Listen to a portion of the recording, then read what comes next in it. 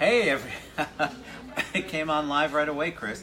Hey, everybody. Good afternoon. It is Tuesday, April 17th. I'm with my friend Chris Whaley, who's got an amazing story. All right, Whaley? Did I say it right? Whaley? Okay, Whaley, good, right? good. You never know today what's going on. Let us know you can hear us or see us. Obviously, we are kind of we're around. Hey, Steve Fulmer is on. Steve, let me know you can hear and see me. We're at different parts of the club. I'm having to speak a little louder than I like. Hey, Marty, we want to make sure you can hear us or see us before Chris gets on and tells his amazing story, The Masked Saint. You can hear us. Thanks, Steve. Hopefully you can see me, too. Chris looks much better than I do today. I've got this crazy little coral thing going on. I don't know what's happening. So welcome, my friend. Well, thank you. And you definitely talk to them, and then you guys let us know. You need a lender in Cali. I will help you, Steve Fulmer. And so that's the great thing about Facebook Live is you get this immediate audience thing. Right. That's why I love it. And also I'm not OCDing over it later when I see my chins or the fact that I'm shiny or I've got a 9 head, all that good stuff. So our mutual friend who I promised, she didn't ask, but I promised myself that I would give her kudos, is Tracy Smith. Tracy Smith said she works with the club. She cut my hair today. She did a nice cut. And she's the one that said, you have to have Chris Whaley on your show. Have you heard of him? Well, the great thing about the show is this is the show where you want to expose people that live in our wonderful, beautiful community who people don't necessarily know about. I didn't know about you. So anyway, enough of me speaking. Welcome. Thank you. Thank you for having me. We're both dealing with the pollen. The pollen's insane. Like, that's the reason I have bags under my eyes. It's not for lack of sleep. It's the pollen which is making me cough too. So you've got a fascinating story, honestly. And you have a book that you wrote. You have a movie that was produced out of the book. Hey, Diane. Hey, Alice. You've got, and you're a local pastor for 30 years. So when I saw The Masked Saint, when she sent me that, I thought, oh God, that's not this kind of show. This is more of a family show, Chris. I appreciate you, but we'll have to do that after hours. And then I, of course, researched it and knew. So give them a little background. Hey, Alice, give them a little background on you. Give them your little story, which is a great story, and then I'll ask questions in between. Okay. Well, I grew up in Central Florida. I actually grew up about an hour from here in Auburndale, Florida. Auburndale. No way. Bloodhounds. Yeah. That's Polk County for you people that don't know. Grew up in Auburndale and met a young lady when I was 16 years old who I followed down to Palm Beach Atlantic University in West Palm Beach, and I love it. We got married when we were 20 years old, about a year before we graduated from college, and I had always been a sickly child. I was constantly in and out of the hospital. What were you sick with? And let us know that you can hear Chris, because you know I can talk extremely. Oh, Blue Devil, look at that, Diane. Winter Haven, I love it. Yeah. What were you sick with? Like when they pneumonia. say sickly, oh, you had pneumonia. I had pneumonia. Just it seemed like every year. And when I was in the 4th grade, I had polio, viral encephalitis. I was in the hospital for like 3 months. Had to learn how to walk all over again. You had polio, so I never had to deal with that. And Jeremy Matthew Flowers says, great pastor and leader. That's sweet. I love to read those comments. It's good for you to hear that stuff, because sometimes you don't. So polio was pretty much eradicated by the time I came around in the 90s. Kidding. Hey, Stu from snowing Pittsburgh. But you had to deal with that. You had to learn to walk all over again. I think our generation doesn't understand that some of those diseases were that debilitating. Yeah. Well, they had the vaccine even when I was a kid, and I don't how I ended up having polio. I'll never know. But it was quite an ordeal. 3 months in the hospital, learning to walk all over again. Got out, still had pneumonia issues. They found out that. My doctor sent me to Washington Clinic over in Lakeland. They did this allergy stuff on me and found out that I was allergic to everything. They put me on the allergy medication and got my immune system where it should be. and suddenly I started putting on weight, and I had a great doctor over in Winter Haven, Dr. Raymond LaRue. Great guy. See, you always remember the people that make an impact on you, health-wise, anyway-wise. And he got me going to the gym and working out and doing all those things. So, how old were you when you were diagnosed with polio? 4th grade, so I was like 9 or 10. See, that's amazing to me. So you're having to mentally deal with that, which obviously that's probably one of those epiphany moments. It's certainly a moment where you go back in time and go, wow, I can't believe that I was able to overcome that. You obviously had supportive parents, family, because that's a lot, because you're in the hospital for a long, you were in there for 3 months. That's insane. I often say my family bought the 2nd floor at the Winter Haven Hospital because I was there so long. But what an amazing story of you being able to conquer that, because back in the day, again, because we don't realize that it's only a couple generations removed, but most people think of polio as something in a history book. It's not that far away, and a lot of kids didn't learn. You didn't walk again. I mean, or you had lifelong disabilities that you had to deal with. So it wasn't just this, hey, I got polio and I was in the hospital and I'm 100% cured. You had to learn all over again the things that you learned as a baby. Right. And in the hospital, in those days, they only had 3 channels. I know some of you younger people. I remember 3 channels. But in those days, they had 3 channels, and you get your days and your nights mixed up when you're in the hospital that long. Sure. So I became addicted to professional wrestling. I grew up watching Eddie Graham, the great Malenko, Buddy Colt, and all those older guys, and I was just fascinated with professional wrestling. And, but you had never wrestled before? No. Do you think it was a combination? He was cured because of God's healing hands. Amen, Jeremy. Yeah. But do you think that so you're obviously bored in the hospital. You had never wrestled before. Do you think it was because there was an entertainment factor to it, or you thought, you know what, I haven't been able to get out? It looks like a very physical activity, or just a combination of all of that drew you to it? It was a combination of all of that and more. I just love professional wrestling.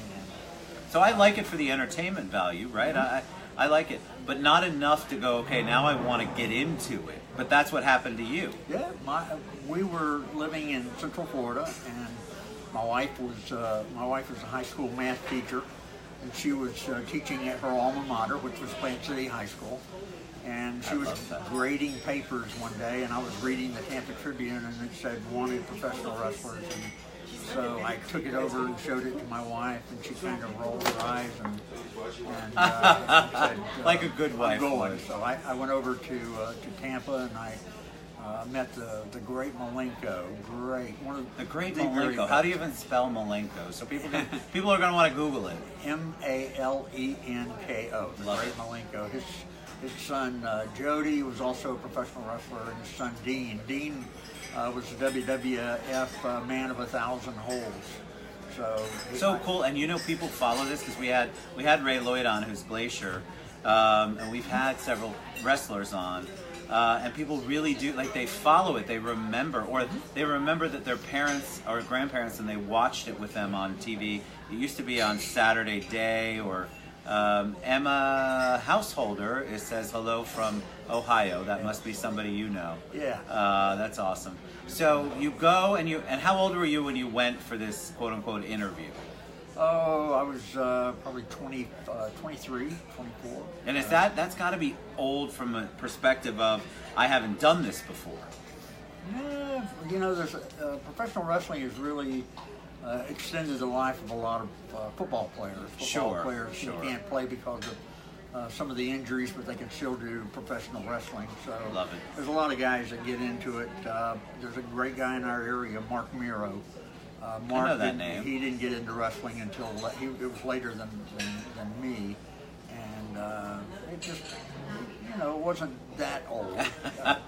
So Jeremy said, didn't you face The Undertaker? I remember that name. Yeah, wrestle The Undertaker. All right, so you go in and they look at you and they go, hey kid, you've got absolutely no experience, but heck, if you're interested, let's do it. And then is there like a whole training? I'm fascinated by this. Because I had it's kind of a secondary grandfather, and he loved to watch wrestling. So I got to know enough to be dangerous. So there's a whole training part. Like you really and talk about that, because I think people think when you think wrestling, you either love it or you go, oh my God, it's all choreographed, which it probably isn't. Aren't most things choreographed? It doesn't matter if it is or isn't. Or you go, oh my God, that thing's all fake. So you can't fake some of the stuff you guys do. So I don't believe any of it's fake. It's kind of hard to fake a body slam. Yeah, I mean, yeah, I don't even know how that goes. So how did you train for that? Did somebody take you under their wing? Did you have to go into the ring? Yeah, you learn the ring. Yeah, you learn everything about professional wrestling. You learn how to wrestle. You learn the holds. You learn how to counter the holds. You learn how to survive falls. Because professional wrestling really is about the performance. It's performance art, performance sports. Mm-hmm. And so you're not just getting in the ring like a regular wrestling match. You're getting in the ring. Somebody could be standing on top of the net, the different. I'm terrible. You can tell me. You know what I mean. Standing up there and then do a giant body slam with the elbow. Right. You have to learn how to deflect that. You also have to learn how to do it. I'd be afraid I would jump and kill myself and the person with me, because there's got to be a method to the madness. Yeah. I love the hesitation there. You have to. You have to have a high tolerance for pain also. And I was very blessed. God gave me a very high tolerance to pain, and so that was a good thing. And now, how did you come up with your name? Because your name is the Masked Saint, right? So there was nothing like that then. You had the Undertaker, I guess. Well, I was actually serving in Central Florida. I was serving the church as a youth minister. I was a terrible youth minister. Anyway, my Confessions of the Masked Saint, right here. My wife was pregnant with our first child, and we were. She was not able to teach. She was not being paid, and we were starving on my salary as a youth minister. And so I thought, I could wrestle a couple of nights a week, and that would supplement our income. So, I love that. It's not like you're Ubering, because that's what people do today. I could Uber a couple of days a week. I could wrestle a couple of nights a week. So I went to the pastor, told him, what I wanted to do, and he said, absolutely not. We're not going to turn our church into a circus. And so I'm home on a Saturday, and I'm watching it, watching some guys that I knew. And one guy worked under a hood, or we called it a hood, but a mask. And then the light bulb went on. I said, that's it. I'll just come up with a gimmick, and I'll wear a mask, and that way no one will know who I am, and I can do it. And so I came up with the name The Saint, and had a white mask, white trunks, white boots, white cape. I was the all perennial good guy. And so I was working a couple of nights a week, and nobody knew it at church. You were undercover, my friend. Well, it was kind of humorous, because you come in with a broke nose or bruises and, shoulder injuries, arm injuries, stuff like that.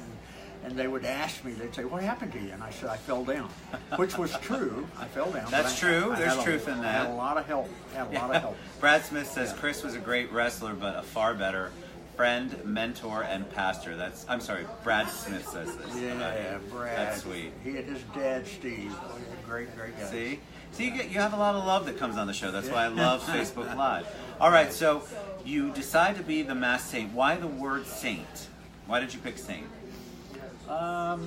It sounded pure, and you wanted to be the good guy in the ring? Yeah, it was kind of taken off on what I was doing. I was a pastor, and in the biblical sense of the word, we're all saints. Right. But I thought, that's a good name. It will kind of identify me as a good guy. So I'm going to ask, because you have so much body work to do. Mm-hmm. Did you do it while you were in the mask? And if you did, how did that work?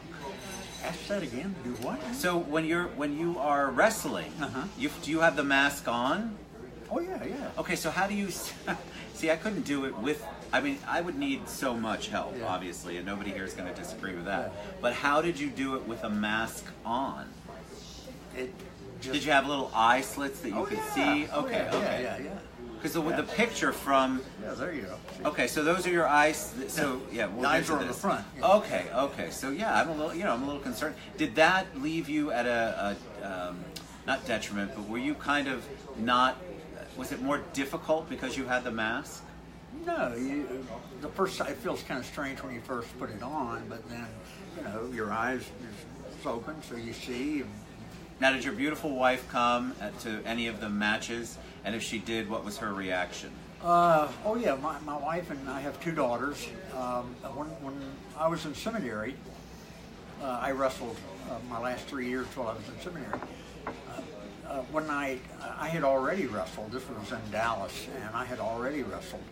And the promoter came in and said, "We need somebody to work against Mark, who was Mark Calloway, the Undertaker." And I knew he was going to be a star, and I said, "I'll do it. I'll wrestle it." And so I was taking off my boots at that time, and so I got the referee to go out and find my wife and my girls in the crowd and tell them, "Don't leave, because Chris is going to wrestle again." Well, usually we would meet in the parking lot after I wrestled, and we would go and do our Friday night fun night as a family. Sure. So anyway, they found my wife, and the referee came down. He said, "I found her. They're good." So I said, "This is going to be great," because they didn't know who I was wrestling. They'd never seen him before. So I went out, I got in the ring, and I found my wife and my girls, and the lights came down, and that hideous music came on. And when he walked in, I looked, and both my little girls were crying. And my wife, her eyes got real big, and then she leaned over real quick and grabbed her purse and started going through it. Well, obviously survived the match, and we were driving back to Fort Worth, and I looked in the rearview mirror, and both my little girls were asleep, and I looked over at my wife. I said, right before that match started, you reached over and grabbed your purse and started going. I said, what was that about? And she said, "Oh," she said, "I was looking for the checkbook to make sure you paid the insurance." So she got Smart woman. Yeah, so she got to be a part of all of it. And so, what was your career like? Like, did you how long were you the Masked Saint?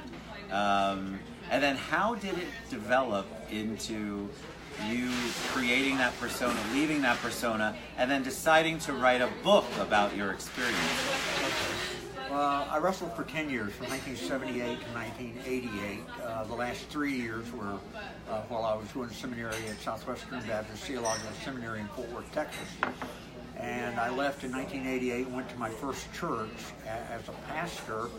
And it wasn't long after I was there was a young lady who used to come in. She had 2 little kids, and she'd drop them off, and she would be the last person in on Sunday morning, and then she'd be the first person out. And one Sunday she came in, she had sunglasses on, and that was a little unusual. And on that Sunday, she was the last person to go out. And so when she came up to me, she took my hand with both of her hands and had her head down, and you could see tears coming down her cheek. And so I lifted up her sunglasses, and she had 2 black eyes. And I knew that she was, experiencing abuse at home, and so I told her, "I'm going to go see your husband," and she got kind of freaked out. Said, "No, he'll hurt you," and I said, "I'm not really worried about that." So I went to his house and said, any man that would hit a woman is a complete dirtbag, and if you so hop on beating people up, I came here to see how you would do against somebody that could fight back. And wow. So anyway, he never hit her again after that, so that was a good thing. So did you have to go toe to toe with him, or he was just scared enough? Because in that situation, as you probably know now, most people who abuse, there's this whole bullying factor involved. Most bullies are cowards. Yes, I agree. So, Totally. Yeah, so you stood up to the bully, right, and then probably put the fear of God in him for not trying to be that person, but that's really what happened. And he was challenged for the first time probably in his entire life. Well, that turned into another incident, and then that turned into another incident. And I'm handling things in a way that a pastor would not handle them. And I love it. You're off the rails. After so many years, I had so many of them that I started writing about it, and I wrote the book, The Masked Saint, and after the book was published, I started getting. There you go. After the book was published, I started getting calls from producers, and then in 2013, I got a call from a producer in Canada, by the name of Cliff McDowell, and Cliff made the book into a movie. It was filmed in Canada in November 2013. It's got Diane Carroll, who I love. beautiful Diane Carroll, former Academy Award nominee. It's got Roddy Piper. You remember Piper's Pit? Sure, yeah. Roddy Piper plays the promoter in the book, and sadly, Roddy died the next summer. He died July of next year. And it's got some great people in it. It's got great wrestling in the movie. How was it? It's got a great story. How was it? So first, let's get back to the book. Then I'll ask about the transition. So you write the book. It's obviously got to be cathartic. It's got to be healing because you're writing all this cool stuff, right? Or it's a great release for you to be able to share your stories.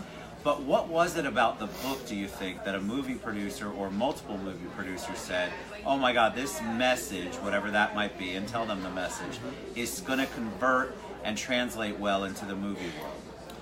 Well, faith-based movies, Hollywood is obviously learning that faith-based movies are doing very well. Sure, look what just happened with I Can Only Imagine. Yeah, I Can Only Imagine. You look at that and see how well it's done. Right. And so Hollywood is really blowing a gasket over that. They don't get it. When the producer saw the story, I don't know, he was just attracted to the fact of it was almost like you had your first faith-based superhero. Right. And it did well with him. And so what's it like? Were you part of the production of the movie? Were you a consultant? And then how do you feel about somebody who's playing you, right? So how did that work out? I mean, I have my ideas who's going to play me in my autobiography. It's coming. I had the opportunity to review the script and to make suggestions on the script, and that worked out very well. Of course, the movie is different than the book, obviously. So one of the reasons why they changed one of the things in the movie that was different than the book is because it was filmed in November and it was cold. And so they moved one of the things inside instead of doing it outside. But I got to, consult on the script, and then I was there for the filming of the movie, which was incredible to be a part of that. So. Yeah, how does that, I'm fascinated by that. So it's not just enough to write a book, but when you have somebody who's interested in your story, in what your message is, and then they want to put it on film, then, it's not just your baby's the book. Now your baby is being made into a movie, and at some point, that becomes your baby. Obviously, you're super proud of it. Even though it's a little different from the book, it's so amazing to have that out there for people to see. And so what's the general message of the book/movie? I think the general message is that God is a God of a second chance. If you've messed up in life, you can have another chance because God gives us more than one chance, and I'm very, very thankful for that. Amen. I'm a recipient of that. Now, do you utilize that thought process in? So let's talk about what you do, what you've always been doing. You're a pastor, and you're a pastor at First Baptist Orlando, which is out on John Young. Do people come up to you and ask you about it all the time? And does it have an impact, what your writings and your experience as a wrestler, has that helped you in your pastoring and your preaching and your fellowship with your congregation? Well, it's certainly given me a lot of illustrations for messages and things like that. I'm very blessed here at First Baptist Orlando. I feel honored to serve there. I tell them I feel like a mongrel dog at a pedigree show because there's so many great people there. But, well, that humility goes so far, though, Chris. Yeah. You must know that. I think people forget how being humble and having humility, people really are drawn to that. So you can have such a power, you can have such an impact on people if people would just be a little more humble and show a little more humility. Because people really don't want somebody who's beating their chest and talking about how amazing they are and pontificating about, I don't know, even Scripture. You want somebody you can relate to who actually lives the Scripture, lives the life, and that they feel like you're not putting yourself above them. Well, I'm very blessed. I have a lot of people that come up to me that obviously have read the book, and people that have seen the movie, and they love it and enjoy it. And of course, they want to ask me questions about wrestling and questions about the movie and did this really take place and how about this? And So I've got one question, and then we're going to share all of Chris's contact information, how you can get the book, how you can get the movie. We'll share all of that. Chris is going to post that, and then I'll share it across my social media. So wrestling. You know, the big thing that people say is that wrestling's all staged. So I know we talked about it a little earlier, but expand on that, because I think it's unfair. It's definitely an art, a science, it's a sport, but I think a lot of people discount it because they think there's no possible way that somebody who's wearing a mask is really a wrestler. Well, wrestling's changed a lot. It's changed dramatically since the time that I was in wrestling from 1978 to 1988. Vince McMahon changed everything. You know, in my day, there were 26 territories all over the United States, and it was regional. Vince McMahon inherited the WWF, and he took a little territory and he turned it into a multi-billion-dollar worldwide operation. Right. And so wrestling changed dramatically. Wrestling, I have people come up to me and say, it's all fake, isn't it? And I say, how can you fake a body slam? How can you But fake... people think that it's choreographed. And I've seen it close up enough that they're all things that you do, it's choreographed when they're on the football field. Well, listen, you've got to be careful of that. Choreographed does not imply that it's fake, but I think a lot of people think so. Well, when I was in wrestling, there was a lot of times I didn't even know who I was going to work against until I got there. It's not fake, my friends. You can't choreograph something when you just... and a lot of times I would come in just have enough time to put on my boots, my trunks and everything, and then run out, not even get to warm up. So you learn how to wrestle, you learn all of the intricacies of wrestling, and you do go out and do it just like a professional football player learns how to do what he does, and then he performs on Saturday and Sunday and other days of the week that they have football whenever it's in season. And the same thing with basketball and any other sport. You learn how to do it, and you go out and do it. All right, so again, we're going to share all of Chris's information. When I post the video, he's going to share it, put every possible contact and link so that you can buy the book, read the book, watch the movie on Netflix. Any parting words of wisdom for them before we head out today? Exactly what's in the book and in the movie is if you're wondering about your life and wondering if it has purpose, wondering if something from your past has completely made you illegitimate for the future, I've got good news for you, and that is that we serve the God of a second chance, and you can have that second chance, and you can be able to start over again. Great passage. If you get your Bible, read Jeremiah 18, 1 through 6, the story of the potter. When he put the clay on the wheel, it was messed up, and he simply he squished it back together, put it back on the wheel, and he made that vessel that had a lot of flaws into it, made it into a new vessel. And then God said, cannot I do the same thing with you as the potter has done with the clay? Oh my God. And that's what God did with me. I had a lot of flaws, and God took me and squished me back together and put me back on the wheel and made me into a new vessel, and he can do that with you. Oh my God, that's beautiful. All right, thank you for being on here. See, it was painless, right? Yeah. It goes by fast. Yeah, We're already past, real fast. we're right at 30 minutes. We love you guys. Thank you for tuning in. Thanks for your questions. I'll make sure Chris goes in and answers any questions you guys have, comments on your comments. Reach out to him. I'll post everything. I think it's amazing. You're such a humble human being, and it's just such a wonderful thing to be around somebody who's got that humility, because that is an energy that you want. We talk about it on the show a lot. You don't want the toxicity. You want humble people, humility, people who really are in it to do better and to help you do better. So thank you. Second chances, that's what we were talking about. We love you guys.